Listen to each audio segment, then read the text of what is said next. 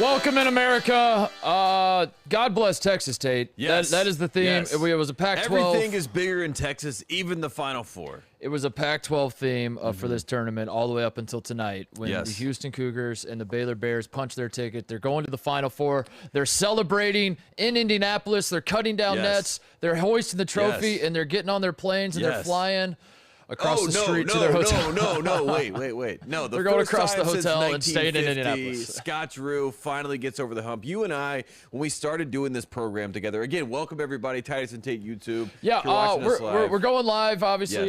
Send us your questions. We're excited to answer any questions, talk about whatever you guys want to talk about. But we're going to talk about these two games, first of all. One of the first questions you asked me when we met in real life, this is a little behind the scenes, you know, we were introduced, someone said, this guy also knows college basketball. You're like, I don't think so.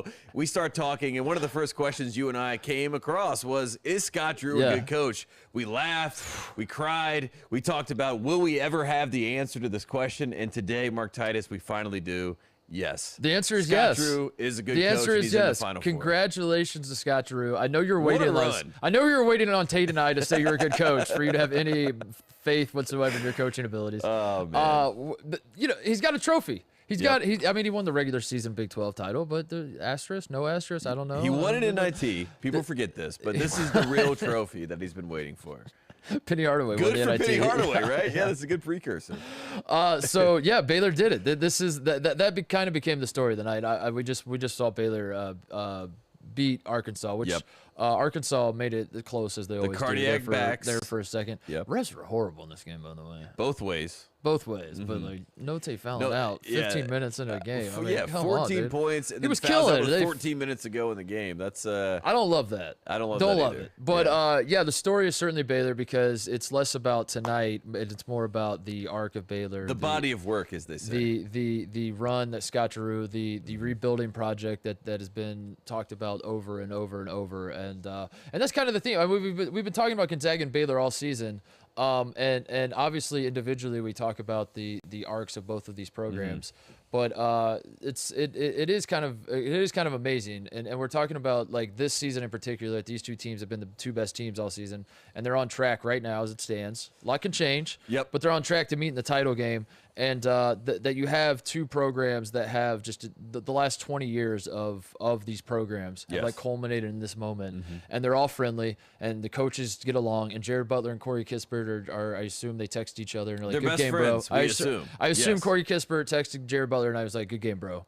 And I don't think they've really realized that only one of them can win the title. Yeah, I don't think that's clear. They are both. It's very SEC of them. They're both new bloods. Yeah. So they're hanging out together. And they're like new bloods. We got them. We're knocking off the old, the blue bloods. We got this whole thing going. But like you said, eventually the two best teams, we hope, fingers crossed, knock on wood, they're going to have a chance to play each other. And I think Baylor in general, yes, Arkansas has been great in this tournament. Arkansas is the prototypical team that makes that run in the second half. Must bust. We call him a sandbagging SOB, and that's how he plays. That's how his teams have always played. Arkansas, they go on the run in this game. They scare Baylor enough for me to say, okay, Baylor can handle a scare. They can kind of settle things down, and they can say, we're okay, guys. We can figure this out. And it starts with Mitchell. And I think you and I, as we're watching this game, we're like, Davion Mitchell, he's the steady hand defensively, offensively for this team.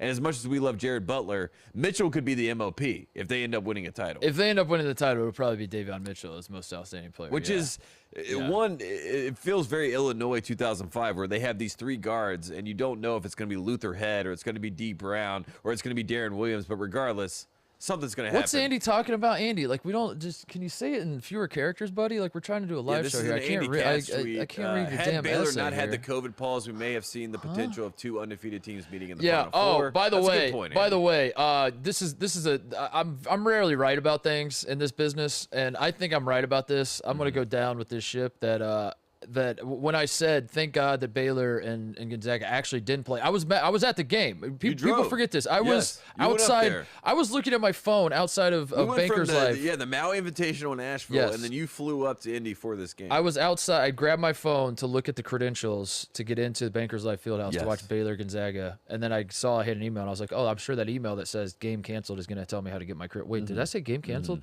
And then that's how I found out the game was canceled. And I remember saying as the season progressed, thank God that game didn't happen, because if Gonzaga had smoked Baylor which I felt like was probably a more likely outcome than the opposite of Baylor smoking Gonzaga. Baylor We fans lose didn't want to the hear that. allure of this moment. Then this yes. it doesn't even matter what the outcome would have been. I'm kind of glad they didn't play because the hype is there and it could be ruined. Houston could beat Baylor. Gonzaga could trip up along the way, but it certainly seems like that's where we're going, and that's pretty cool. So, and Josh asked a great question here live. He says, "Will Baylor versus Gonzaga finally redeem the Mickey Mouseness of this tournament?" Yeah, great point, Josh. And I think definitely yes. Right, we have the two best teams all season. They play in the final. That's what we were hoping for when you have a tournament. It very likely is going to just be a lot of noise to get the game that we all had circled since December, something like that. Let's say November. Yeah, it does feel like November. Like, I mean, they've been 1-2 all season. But let's talk about the games in particular. Once I saw Houston play Texas Tech, that's when I was like, it might not be the team this year. But from there, yeah, it was Baylor. We'll talk about that in a second. So 60. The concern I might have for Baylor, like I still believe Gonzaga is a better team than Baylor. Yes. I don't mean Gonzaga is the best team, and like we joke around about tiers, but there literally is a tier for Gonzaga. Yes. And then there's a tier for Baylor, and then there's a tier for everybody else. And that is to give the respect to both those teams because they've earned that. Yes. So the reason why I believe Gonzaga is better than Baylor is because moments like tonight where Arkansas shoots 63% from the field in the first half. Baylor's defense still, like we said this in we did a little live thing before the game. We said watch Baylor's defense. That's it. Because that is the show. Against Villanova, they brought it, and especially in the second half. And Davion Mitchell had somehow two of the loudest steals that you will ever see in college basketball. It felt like 12 steals. Yes. The stats said 2. I don't know how that works. Against Justin Moore. Yeah, and we said going into this one, Baylor can score the basketball. Obviously, they're the best 3-point shooting team in the country. But what makes them so great is their defense. And I'm slightly worried, Tate, that they're still just like trying to outscore, which is fine. Like it's gonna work, but that's not gonna work against Gonzaga. It's not. Like you're not gonna be able to outscore Gonzaga. You're gonna have to try to stop Gonzaga. And I'm a little worried about that. Also, I'm a little worried that they do a little too much one-on-one, which like isn't like my old man take. It's just more of like it's a little bit like, all right, Jared Butler, your turn. You go you dribble it 30 times, and we've seen the tournament enough to know that when you have a team like Gonzaga who seemingly gets easy buckets, in transit, like when another team is compounding the effects of like we got an easy bucket here, you took a bad shot, so now we got another easy bucket. That's how Gonzaga plays, and if you're Baylor and you're going ISO one-on-one after you're giving up these easy buckets, that's how things get out of hand, and that's the worst case scenario for Baylor. But I will say, in general, they're a tough basketball team. And when when Arkansas is making their run tonight, you saw them get tight a little bit, as you'd expect, but you also saw them kind of lock down on defense and say, this is our calling card. I think maybe going into the Gonzaga game, they're saying to themselves, let's hold them under 80 points. But I'm not saying it's possible, but let's let that be our calling card for the night. There's still a lot of basketball left to be played to get to that point. So let's I guess maybe we shouldn't spend so much time talking about let's pull back. hypothetical. Let's pull back. Let's celebrate Baylor in the Final Four. This is something that felt inevitable, but at the same time, Scott Drew ice bath. We love to see that. Also, a lot of people on the internet were very upset. Scott Drew apparently had an XYZ the entire game, and people at home were saying zip your zipper, and it's like, would you say an XYZ? Examine your zipper. Yeah. Oh. Oh. That's what people were saying too, and I'm like, let the man have his Final Four moment. You know what I mean? North Carolina? XYZ? Yeah, it's XYZ. Yeah, examine your zipper. Yeah. It's been a while. Right? The people were saying yes. We're getting head nuts. I don't know what they say in Indiana. Dude, you were in grade school much more recently than I was, so I forget. That is true. Yeah, that is true. 1993 till infinity.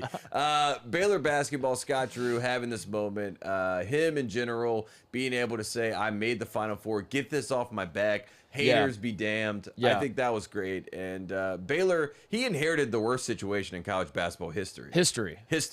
And we have to reiterate that. History. Like Scott Drew walked into the worst case scenario. As a reminder, what happened? A former player murdered another player. Yes. The head coach at the time, Dave Bliss, covered this up by saying that because he had been paying the player, and he said that he was a drug dealer, and that's where the money came from. A guy who had been murdered, he said, my player was a drug dealer. That's where all that money came from. And this is what Scott Drew walked into when he comes to Baylor basketball, and they said, good luck, here are the keys. And he has turned it into the first Final Four since 1950. So that is all to say that Scott Drew, you know, I know he's going to get his flowers right now, but, like, this was unbelievable. I mean, this is 2 points for the new bloods. That's what's interesting is because it's simultaneously inevitable but also incredible. Like, this is, I can't believe we've arrived at this point. You know what I mean? Like, over the macro, this is crazy. This is insane that Scott Drew is finally in a Final Four.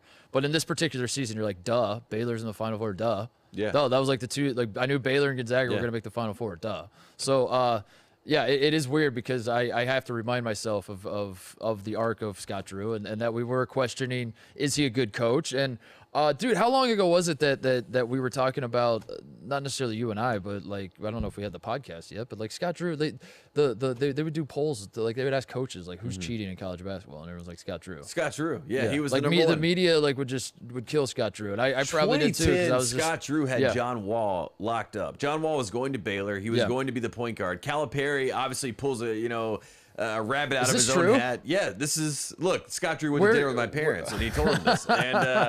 And in general, like that's how Scott Drew is viewed. It's like he's doing something to get these top recruits, the Perry Jones of the world, all these guys. Yeah, yeah. And that was what Baylor basketball was. That's 11 years ago now. And they're not even getting the top flight guys. They don't have any 5-stars. Exactly. That's what's so funny is that you had the Scott Drew's a good coach. The Scott Drew of old was have a bunch of 5-stars, lose in the Elite Eight if you're lucky, and have John Hammond say, "Look at the wingspan of all these kids." Right. You know what I mean? That's the story. Finish third in the Big 12 and have Kansas win it, and have that moment where you're like, acting like it's my 50th birthday. It's too much 1-on-1, damn it. Yeah. Pass the ball. It's too much 1-on-1. It is. Oh, the XY. Josh, I was told he's saying this about XYZ comment. I mean, which, I don't know. I didn't know XYZ was this. I didn't either. I didn't know. I don't know. It's been a while. I didn't know the internet was so upset about Scott Drew having XYZ. I didn't bully people in high school. If I saw a kid with his zipper down, I'd pull him aside and say, hey. XYZ. No, I would say. That's what you would say. He's like, I got it. What were we talking about? Scott Drew. Scott Drew. Yeah, the Scott Drew of old get the 5-stars, and not win anything, frankly, and that was why it was so funny because it's like the guy has rebuilt the program, but what does he rebuild it to? They don't win anything. They just win a handful of games and get people to say, "Wow, what a rebuilding job."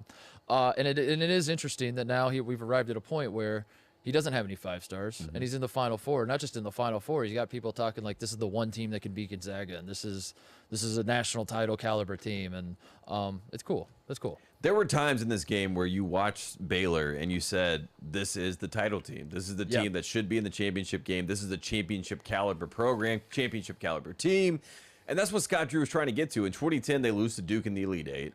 And Duke obviously goes on to win the championship. And there's a lot of Scott Drew, like, what if we should have won this game? We were in this game. And then there's an 11-year period. There's a decade that goes by where you're not here. You're not even, I mean, obviously you knock on the door a couple times. But in general, America says, Scott Drew, not the guy. Yeah. Not the coach I thought he was going to be. Get him out of my face. Move on to Will Wade. That's who we're looking at now. And Scott Drew is a great basketball coach. I have been very impressed. I even said to you tonight, look at Scott Drew coaching during this game. I judge a lot by teams that they get the rebound off a miss or a make and they look at the sideline like, Coach, what are we supposed to do? There's a lot of that with this team and Scott Drew. There's a lot of time and score. There's a lot of understanding. There's a lot of basketball IQ. And that all comes from the top. And I will say I give credit to Scott Drew. If any team, Baylor is one of the handful of teams, I guess, that can go 1-on-1 because it doesn't feel as disjointed or as improvisational, we'll say. Other teams. A lot of teams, when you look up and you're like, is this the 5th straight possession that a guy's just dribbled 40 times? And it's like, this is a disaster. Baylor does have the personnel, and they are well coached. So, yeah, I mean, I guess they can get away with it. What but about I will Doug say, here? What was he? We get a Doug tweet. He said, I just wanted to. He brings up Homer Drew, and we brought up, Hep Cronin. We're watching, UCLA make the run. Homer Drew in Indiana, watching Scott Drew, make a Final Four run. I mean, that is. If you're a Valpo basketball fan, obviously you love that. And if you're just a basketball fan, and you know, my dad passed basketball down to me. I know you similar story yourself. I mean, my dad never passed when he didn't pass. He just didn't shot. pass. He was like, Yeah, Mark, he just watch shot. this. He's like, Mark, watch this shot, Mark. But in general, like my dad. it's cool to see Homer Drew have this moment, and I think that's been fun too. Yeah, and yeah, for Scott Drew to make his first Final Four in Indianapolis, Tate. Yeah. Where he Makes went to sense. college. He's a Hoosier, I think. I don't know. I haven't seen his post-game press conference where he's like, Texas, this is for you. Yeah, I think he said he's a Texan, and he's always been a Cowboy. That's what he said. He loves the Cowboys. He said Jerry's World is all it's about. Could you imagine if you didn't like understand any of this? You're like, what? Yeah. Like, Scott Drew loves Indiana. Yeah. It's like, yeah, this is we're too deep in the vortex. But in general, Scott Drew, congratulations. Congratulations to Scott Drew and Baylor, especially coming off of Baylor fans as a whole, the university, the Baylor basketball fans. Earlier today, losing to UConn in the women's game in the Elite Eight on a questionable, shall we say. So I guess if you're a Baylor fan and you're hearing Arkansas fans complain about officiating, you're like, we just man, dealt with that. We just dealt with it. We just saw like, this. We saw the it's worst karma version coming of that. back Also, around. you guys were down the entire game. Yeah. And you did make a run, but do you want to talk not about the same. Arkansas briefly? Just the direction of the program, the must bus. Are you still on it? I think the answer has to be yes, right? Of course. I think if you're Arkansas, this is a classic ahead of schedule moment. You get to the Elite Eight. You're not necessarily expecting that. You're hoping for it, but you're not expecting it. Now the standard is set. You know, we expect to be making Final Four runs. We expect to be competing for national championships. We expect Bill Clinton to be getting tweeted at during games about Arkansas basketball. These are all good things for Arkansas. And then if you're a Musselman, I think you learn a little bit from this, you know? Maybe we're a little too hyped up. Maybe we work on not getting down in the first half of every single game that we play in and then trying to fight back. It seems to not be the recipe, but yet we talked about it. He's a sandbagger, so it is kind of the recipe. We got to figure out the sandbagging, though. What is it? What is it about Muss? I think it's a little too high energy, maybe a little bit too much anxiety to start off games. Dude, I swear they do it on purpose because the Arkansas comes out and they do they love it throws you off. They love to try to like trap the ball handle. He crosses half court and they throw two guys out to get the ball. And Baylor was like laughing at them, just saying you realize if you bring two guys to the guy with the ball, we're gonna make a pass and then that means we have 4-on-3 over there and watch what happens. It's a numbers next. game. And, yeah, and they're just like dicing them up. And and as and Luis it feels pointed like out, a lot of the people in America are saying Baylor carved them up like a turkey. That's the new term when you have the offensive game plan going. So, I liked obviously the direction of our. This is year 2 for Muss, right? Yep. Yeah, this is. I mean, look, Arkansas is a basketball school. I hope he sticks around. Yeah, he's going to, like. It's hard to say with Muss, you know. He never sticks around anywhere, but I feel like this feels like home. And Sam Pittman, right? the football coach at Arkansas, is great. Love Coach Pittman. So where's he gonna go? That's better than this. That he's more beloved than this. You know. There was a lot of people that were chirping about IU. I didn't think that really fit, but I do. I mean, if you're a Musselman, the only jobs that really come calling that kind of get you peaked is like a UCLA. You know, which is obviously handled by Mick Cronin, so that's not going to happen anytime soon. A Kentucky.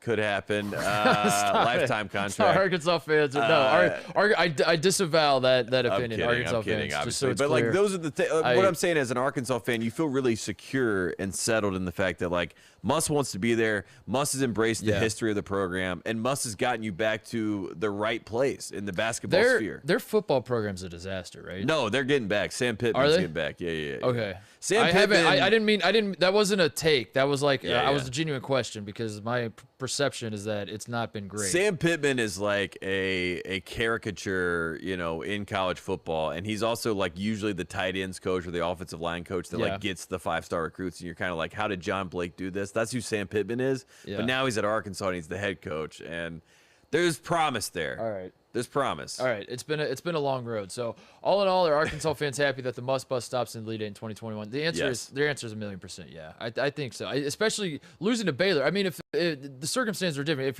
if Arkansas is the team playing Oregon State tonight, it loses. That's a different maybe story. you're feeling a little weird about. But there's your no shame Kentucky in losing fans Baylor. losing to Kansas State, where you're like, this was all setting up for a Final Four run. What is going on here? And at the end of the day, Arkansas fans, you have the caveat of the refs were terrible. The refs tonight. were bad. The refs were bad both Muss ways. didn't have a bad game. You can't blame Muss. So. The program didn't have a bad night. Muss didn't have a bad game. Yeah. Refs were bad both ways, which the refs have been bad in college basketball forever. But it does feel like this tournament they've been especially bad. And I just wanted to point out to everybody that we are missing a handful of refs. Because Teddy Valentine. They went to dinner in downtown Indy. Exactly. And broke protocol, and I never. Did thought you I'd ever say think that this. we'd have a day where people were like, "Bring back TV Teddy"? At least I understand TV Teddy. You know what I mean? There's like a better rhythm the to devil it. you know than the devil you don't, Tate. And boy, do we know that devil. We know him well. Teddy Valentine, to give you a little background, this year, as he's teeing up Zaire Williams, who's a freshman phenom, he's looking at Titus and I. He's like, "This kid is an idiot." And we're like, "Teddy, we're on your side, but we're also not on your side." I will live to be 1,000 years old, God willing, and I will never forget Ted Valentine ending Zaire Williams' college career right in front of my very eyes. And looking at us like this kid has no idea. We watched who I Zaire am. Williams play LOL. one game at Stanford. We were like, this guy could maybe be the #1 pick. He's that good. And then Teddy Valentine said, "Watch this." Yeah. He said, "You want to see confidence taken away? Watch this." And Zaire Williams still didn't get it. He's looking at us. He's like, "What's happening?" We're like, "That's TV Teddy." That's what he does. Let's talk about the other game. So Houston beats Oregon State to set up this Texas half of the bracket. Baylor-Houston coming up on Saturday. We could have California versus Texas in the Final Four. We could have LA versus Texas. Yeah. Right? Yeah. Wow, how about that? That was my favorite stat of the day, by the way. That there was like four of the 7 teams remaining are from California or Texas. That's a great stat. Thanks. That's a great stat. That's a hell of a stat. And it's Pac-12 stat of the day. It's only the 3rd time in the last 14 years that 4 of the 7 have come from 2 states. Yeah. So, Check the stats. So Houston gets it done against Oregon State. Very bizarre game. Oregon State scores 17 points in the first half. Houston's defense out of the gate looked incredible, like it has many times throughout the season. Giroux had the clamps on Ethan Thompson. Ethan Thompson was a guy that Oregon State fans were getting louder and louder about us taking him seriously as a Kimba candidate, and we were looking at each other like, I don't think so. But also, like, if Oregon State keeps winning games and he keeps scoring like this, I guess we kind of have to talk about it. Yeah. And then, thankfully, Giroux stepped up and was like, "No, take care of this, boys," and clamped them down, dude. Yeah. Sasser had a great game, hit 5 threes. Marcus Sasser for Houston. Grimes had a great second half, ended up having 13 points in the second half after having 5 in the first half. But you said it. I mean, Houston comes out of the gates. They are obviously the better team. Yeah. Oregon State, I mean, they have exhausted all of their resources at this point. They have done everything they can to get to the Elite Eight. Are you okay? What's going on? This chair situation's a bad situation. Go ahead, continue. Sorry, I'm trying to figure this out. Well, Oregon State, they exceeded all expectations. Wayne Tinkle, makes his name known on the national stage. We all see Oregon State now. We don't laugh when we see it. They were picked last to finish in the Pac-12. They make some noise. I think if you're Oregon State, you take the brand play here. You're happy with it. You've won national championships before in baseball. You're okay. You're not expecting anything here. And if you watch this game as a Beaver, you can tell that, Houston's just a better team, right? Like, you don't leave this game saying, man, we really left one out there. We could have won today.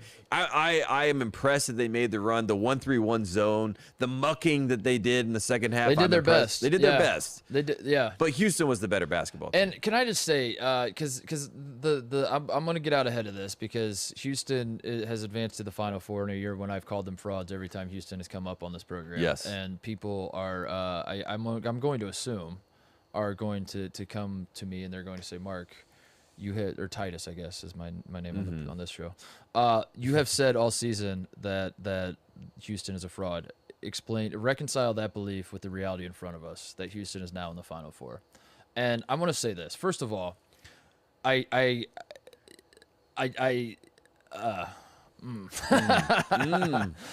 on. No, so Houston, I've always believed in Houston's defense. Houston has always played great defense. The concern has always been this, Tate, is that Houston has what do we score here? I was gonna give New Bloods a point, but then I decided to waver. Houston's they had 3 games this season against NCAA tourney teams. 3 games. One was against Texas Tech in November. They beat Texas Tech. The other 2 were against Wichita State, who was a play-in game against an 11. Lost to Drake. Yes, lost to Drake in a play-in game. They beat Texas Never Tech. good to lose to Drake. They beat Texas Tech in November. They split with Wichita State. That's it. Those are the only NCAA tournament teams they played all season until the NCAA tournament rolls around. And what we've seen from them in the NCAA tournament is literally the easiest path to a Final Four we have ever seen in the history of the NCAA tournament, ever. That is not my opinion. That is numerical fact. That is empirical data. We are a Just Facts podcast. Those are the facts. And in the second round, Rutgers had him on the ropes. Geo Baker kind of lost the ball, and they kind of tensed up and lost the game. But, so that's that. So, like, no, I don't really feel like if Houston beats Baylor, I take back everything I've said. I take it back. But I want to remind everybody, as we're crowning Houston, that there was a moment in time when Gonzaga tried to play Houston in this season, and Houston said no. Houston was coming off a loss to East Carolina, by the way. Yes. They lost to Tulsa, who was 11 and 12 Shout out this to year. East Carolina, because the players after that game said this was the biggest win, biggest upset in the history of basketball, and now that team makes the Final Four. So they have a little bit more credence after that, Right. because we both were like, wait a second, what? But Right. it has some credence. Okay, all right. Final Four team. Final Four team. Right. Shout out to the Pirates. So they lose to East Carolina, and then they have this gap in the schedule, and Gonzaga says, "Why don't we play a game?" And they say, "No, we want to play Our Lady of the Lake." Yes. Our Lady of the Lake. And you said you were on board with the fraud, so I just want to remind you that you're on this ship with me. I am on the ship. all right, I mean, look, as soon as ECU beat Houston, there was a moment where I look at you and say, we got to get them tiered outright. You know what I mean? Yeah. Like, Houston at that point was like teetering on tier 1. And that was a lot, right? That did not seem to be something that we could buy into, knowing that they lost to ECU. So the fact that Houston got here, I will say, in the NCAA tournament, there is a climb. There is a pecking order that you have to get to. Villanova loses in 05 to North Carolina. Probably should have won that game if you go back and watch it. Villanova, Kyle Lowry is unbelievable in that game. 2009, they also lose. Scotty Reynolds gets them to the Final Four. They also lose to North Carolina. 2016, they climb and get their redemption. Scott Drew in 2010, he loses right on the verge of the Final Four. This time around, it works. The second round, Houston 2018, they get robbed, and Michigan goes to the title game. So I do think that the basketball gods, at some level, I'm not saying this team had to be the Final Four team or necessarily deserved it, but I do think the basketball gods looked at it and said, Houston's earned the right. They deserve a break. Sampson's earned the right. Sampson is such a good basketball coach. He's been screwed over so many different times. He's a good basketball coach. He's a great basketball coach. I mean, look, the Indiana situation, we could talk about it. I always thought it was less than it should be. You and I have agreed on that at times, but it's still. What he was okay. All right. Yeah, so here's the Indiana situation. Okay. And yeah, for the people at home, the phone calls are now legal. Yes, that's so my that whole part point. of it. That's my whole point. There was a little more to it.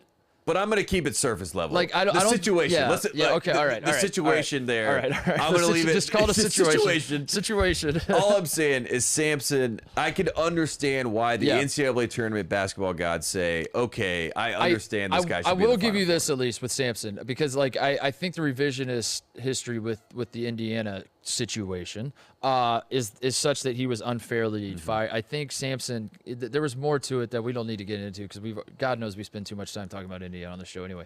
That part Larry of it, Brown, by the way. I'm not going to argue that Kelvin Sampson should have never been fired or that he should have stayed, whatever. What I will say is that the fallout from that was egregious. Like the reaction to Kelvin Sampson, like people talking about like he'll never coach in basketball again. Should he ever be given a second? Like that was insane. Yeah, he was the Scarlet Letter. Yeah, People and were especially like, "You're not allowed to coach." That was in anymore. 2008. Fast forward 13 years later. I mean, give like if you're power ranking coaches and scandals they've been involved in, does Kelvin Sampson, what happened in Indiana, even crack your top 50 of what we've seen in college? I mean, basketball? the only reason it does is because, like you said, the reaction was so loud. You know what I mean? That's the only reason. And you pointed out historic. This is the first team to make the Final Four without playing a single-digit seed at some point. I mean, that's. It's crazy. So wow. And anyway, Sampson, that part of it, that redemption part, I will say is awesome for Kelvin. We have good coaches in the Final Four. Scott Drew, Kelvin Sampson. I mean, like, are the two that we have in so far. I'm like, both those coaches should be in the Final Four. It doesn't matter who else is going to. I mean, as we did yesterday when the 4 teams advanced to the Elite 8 on the left side, there's message for the haters all up and down this tournament. That's true. All up and down this tournament. There's a lot of Mark message Few's for the got to win the haters. title. Andy Infield's got to prove it wasn't a one-time thing. Juwan Howard has to prove he can coach in college and recruit. And Mick Cronin has to prove he was the right guy for the UCLA job. So Houston in the first Final Four since 1984. Does that do anything for you? Does that scratch any itch for you? The go back. Juwan Howard is bringing back the Fab Five vibe, as Rothstein would say. Which, by the way, do we have an official video of Rothstein filming the Houston team in the hotel for after tonight? I mean, he's Like you did the definitely other going to go night? do it. Yeah. Great Do job, we have guys. that video of Rothstein? Hey, Marcus. Q Grimes, my man. yeah, they're all like, "What's going on, John? How you doing?" Everyone was like, "Hey, John." No, I mean, I think it does something in the sense that it brings up the 3 straight Final Fours. It reminds you that Houston was a perennial powerhouse for, 5, 6, 7 years in the 80s. It also reminds you that college basketball was unbelievable at that time. And if you don't think so, go look at the rosters of these teams. I mean, Michael Jordan in 1984 has himself, Kenny the Jet Smith, and Brad Daugherty on his team. And they lose to Dan Dockich and IU. You know what I mean? And you look at 83, you got guys like Ralph Sampson that's playing, Hakeem Olajuwon, 2 of the great, Patrick Ewing, a guy who's going to win it in 1984. Even when I see Sampson, I think of Ralph Sampson right now. But like in general, you bring up that time of basketball, it's good for the casual fan to say, man, college basketball, that was something then. So I like Houston doing that. I don't think there's anything beyond that it really does, other than to say Houston basketball is quote unquote back. It does feel like a completely different. It's a program. new blood. They're not the old version of Houston. Yeah, it does weirdly feel like if you told me that the school folded after and then restarted, I'd be like, yeah, that makes total sense. It to me is kind of like a Memphis situation where Memphis State was a different iteration of Memphis, right? That Memphis is the new blood, Calipari Memphis, where they go to the 08 title game, and now they have this version with Penny, and they had the Pastner era. Like that's the new blood Memphis. The Memphis State's the blue blood version of it. That's all I got. You are. Someone asked us, is how undefeated is Houston, given that they never really beat the best team they've beaten all season is Texas Tech they beat. So I guess Wichita State was an 11. They've beat Rutgers is the best team they beat by seed in the tournament so far. 10 seed. Yep. So throughout the entire season, the best team by seed that they beat was a 6 seed, Texas Tech. And that was the only top 10 seed they beat all season. How undefeated does that make them right now? It makes me worried that Baylor could beat them by 20 points, in the next round. That's the only thing my only concern with Houston is that, and I do think there's enough pride there where they're able to avoid that, but it does give me a little bit of Oklahoma vibes where like they made the Final Four and they're like high-fiving and they're like, this is great. And then Villanova's like, well, we're trying to win the championship. So, you know what I mean? Like, get out of our way while we make our ride. And, you're talking 2016. 2016, yes. When they won by 44 points. Villanova, Oklahoma. I will say part of the reason I've doubted Houston all season is that I only really believe in Quentin Grimes as a playmaker. I think Baylor has a ton of playmakers. I think this is a fantastic matchup for Baylor. Giroux can muck it up. I think Sasser's got the ability to get 20 points for you, but like you said, Quentin Grimes has to have a game. Like Quentin Grimes has to be that dude. He has to be the best player on the floor to make it sound, very simplistic, but I think he has the ability to do that. But when you have a guy like Mitchell who can match up with him, I'm going to have to take the Baylor Bears. But in the meantime, congrats to Houston. This is cool for college basketball. It is cool to have. It's great for Jim Nance, Houston alum. Right? Golf team. Won a national championship at Houston. Is he allowed to call? This is the first Final Four Jim Nance is calling with Houston in it. Yeah, because back then, I think he was like basically calling Houston basketball as like a student reporter. Was he there during That's a good question. I think I got to look that up. Yeah, look that up. I mean, there's a chance that he could have been. I know that he would played make golf a in lot of Houston. sense, wouldn't it? He was very excited to call them into the Final Four. Shout out to my dad for pointing out that he went to Houston. But in general, I feel like Jim Nance. This is the Final Four where he might be the most locked in America. We know he may give his tide to Houston, Kelvin Sampson, regardless if they win or not. You know what happens. It's like I love Houston, dude. Jim Nance it just says he went to the University of Houston. It doesn't give me any years. He's on the Wikipedia. So we gotta check. Hold on. Now it says his career timeline. He was a studio host, NCAA football on CBS, starting in 1985. So he was definitely there before. I mean, I guess you could do age. Jim Nance is. This is great. This is how you find information on the internet. Jim Nance guys. is 61. Okay. Hakeem Olajuwon is how old? He's 58. There's a chance. There's some overlap there. And I think Jim Nance actually covered Houston basketball at one point, like as a student reporter. I'm not. I mean, obviously you can fact check all this, but regardless, the story of Jim Nance having his alma mater in the Final Four is pretty good. So what else? What else do we got to hit? Shout out to Oregon State. They did have a great. Did we see Bud today? I didn't see Bud. We weren't. We will say like we thought this game was gonna. We have to give credit to Oregon State because we thought this game was gonna. We at halftime we said let's go watch the Baylor UConn women's game. Great game, by the way. Shout out awesome. to UConn. So I don't know if they showed Bud during that run, but I never saw Bud today, and I just want to call it Dana Jacobson at CBS because I felt like they just used Bud. Bud Osby, was that his name? Bud Ossie, and I will Bud say, Ossie? I talked to a lot of junk about the casual fan seeing only sister meme, on the faces of all the Loyola players. But today, when I'm watching Oregon State, all I saw was Bud Ossie out there, and he's like getting in the passing lanes, making plays. Man, Dana used him though. I mean, she did bring him up just to foil Sister Jean. To foil. That was his only role. Like when he got shown on the big screen, Sister Jean saw that and was like, "No." Here we go. Ashley asked us, which of tomorrow's Elite Eight matchups are we most excited for? Great question, here are the Ashley. games as a reminder, Tate. Gonzaga versus USC and Michigan versus UCLA. Which one of those games is going to do it for you? I think I've already said this on the show, but I think that there's potential for USC Gonzaga to be one of those Elite Eight classic games. There's a chance it's an Arizona Illinois 05 type game. A John Lucas, first, Jameer Nelson in 03.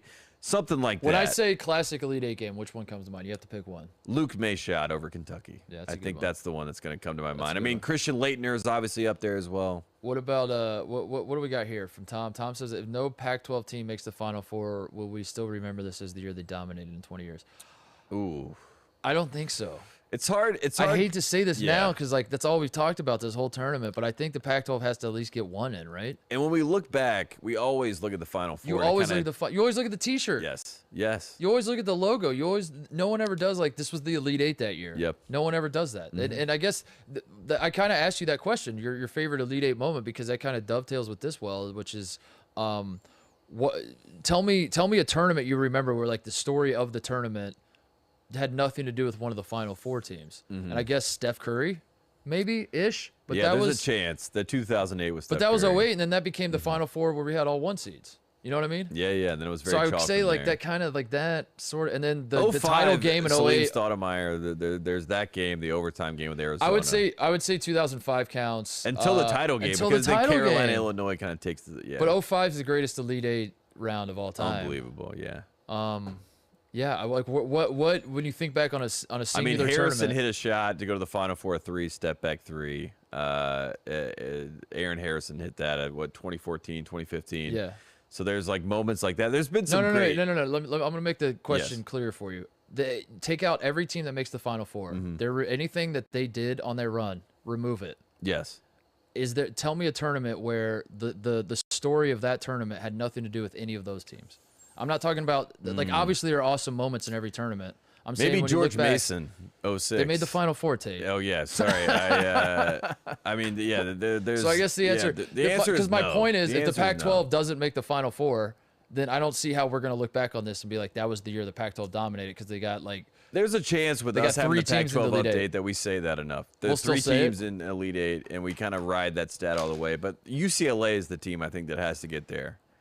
USC is a bad draw. That's a bad matchup. But like Yeah. UCLA, like Oregon State, you didn't expect. I will say this: if you're a Pac-12 apologist, like you're looking at Oregon State, you're like, I'm happy to be here. I don't expect them to win. USC is a bad matchup, and UCLA is like our best shot. Kevin brings up a good point that was a with great game. Purdue. Carson The Edwards. Carson Edwards. Diakite shot. But again, like I feel like Virginia, like the whole Virginia run. And like the Auburn game is unbelievable. We get the Kyle Guy free throws. We also get the Ty Jerome pass Yeah. to Dre Hunter for the 3 to beat Texas Tech. I mean, every single one of those games. I would is love for the unbelievable. answer to this to be yes, that we will remember the Pac-12, but you got to win one of these games tomorrow. Yeah. And I think It's got to be UCLA. USC is the better team, is better than UCLA. They proved that this year, and they've proven that the last couple of years. But I think UCLA is the better. They have because I don't think USC is going to beat Gonzaga. If USC beats Gonzaga and they make the Final Four, I think that is when we get the full, like, the reeling, right? The America's like, what is going on I here? love this from Colton. Who's got the better shot at the upset, USC or Michigan? Wow, dismissing UCLA from the jump. I mean, UCLA is a tough matchup. I think USC has the best shot because of Mobley. I really do. And I think it's a bad matchup for Gonzaga. I think there's a weird West Coast power conference edge that comes with that.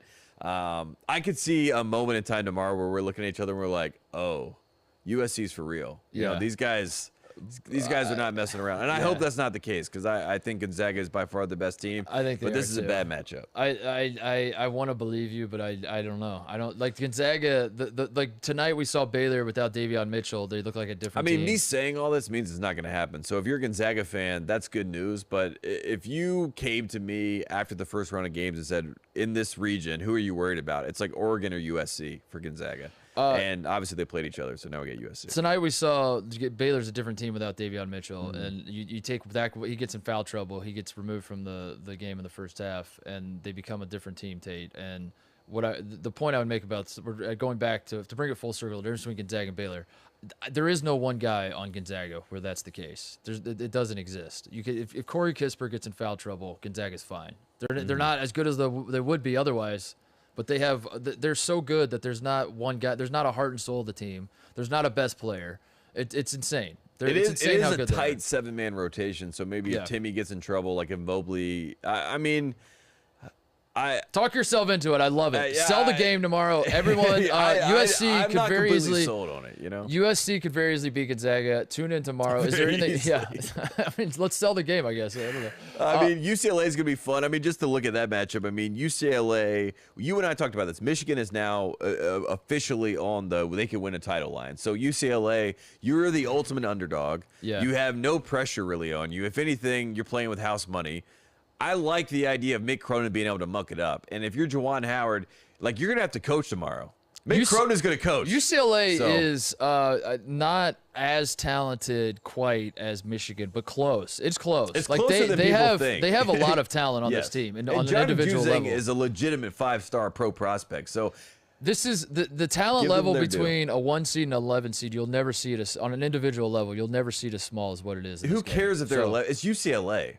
You know what I mean? At the end of the day, it's UCLA. Like, we have top flight players that are coming here. Our worst version of a player is a typical 4-star at Texas or Baylor or whoever. Like, we got the kids, right? I mean, as much as UCLA, we joke about are the players going to come there, how much AAU influence, like, they have enough to be able to beat Michigan, and they also have a really good coach in Mick Cronin.